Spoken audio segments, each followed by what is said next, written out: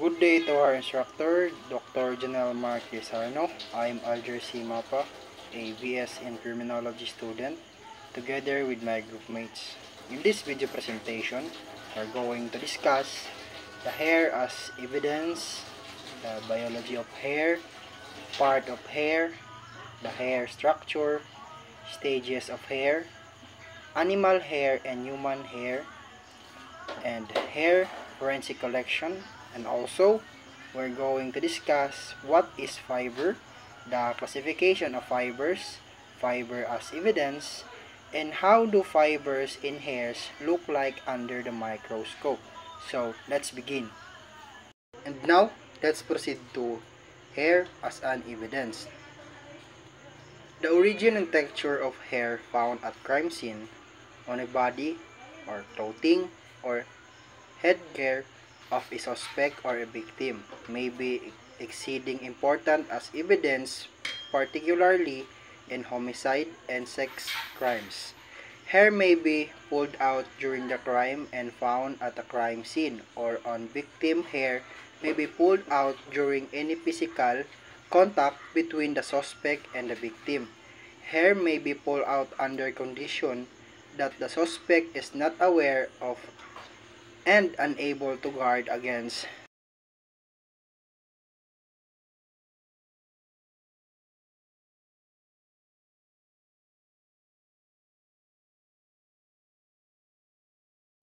Good day, sir. Now my topic is all about biology of hair.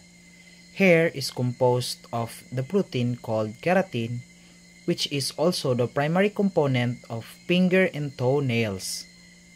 Now hair is produced from a structure called the hair follicle.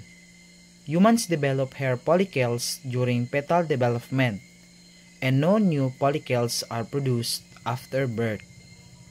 Hair color is mostly the result of pigments, which are chemical compounds that reflect certain wavelengths of visible light. The hair shape might be round or oval, and the texture might be curly or straight, because it is influenced heavily by genes. The physical appearance of hair can be affected by nutritional status and intentional alterations such as heat curling, perms, straightening, and etc. The body hair can be found in the head, arms, legs, back, and etc., from which a hair originated can be determined by the sample's length, shape, size, color, and other physical characteristics. In order to test hair evidence for nuclear DNA, the root must be present. The hair may also be tested using mitochondrial DNA whether or not the root is present. Part of hair. So we have a root, shaft, and tip. Root portion which embedded the skin. Shaft is a portion above the surface of the skin. It is the most distinctive part of the skin. Tip, sometimes termed as a point. It is considered as the distal end of uncut hair shaft. Part of shaft. Cuticle. It is a outer coating composed of overlapping scales. Next is cortex. Cortex is a protein-rich structure around the medulla that contains pigment. And last is medulla. Medulla is a central core, may be absent.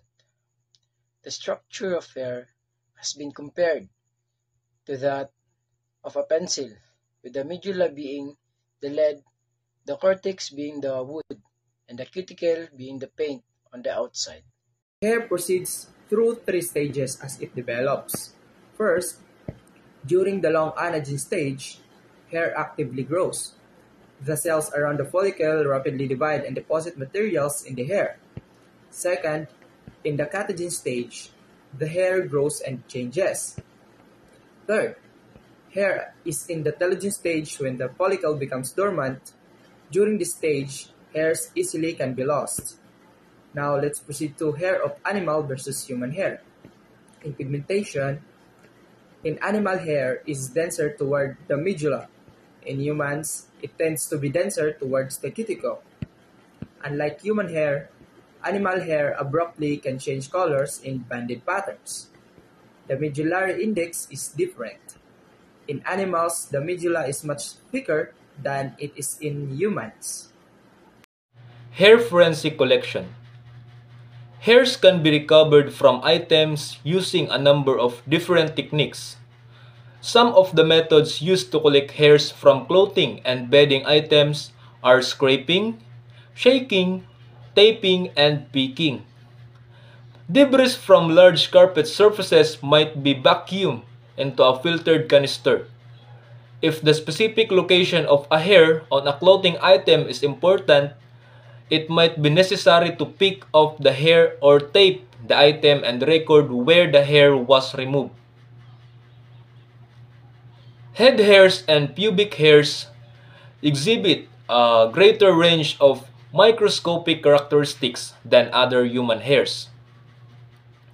So therefore, head and pubic hairs are routinely forensically compared. 25 randomly selected head hairs are generally considered adequate to represent the range of hair characteristics of that individual. It is recommended that the same number of hairs be collected from the pubic region.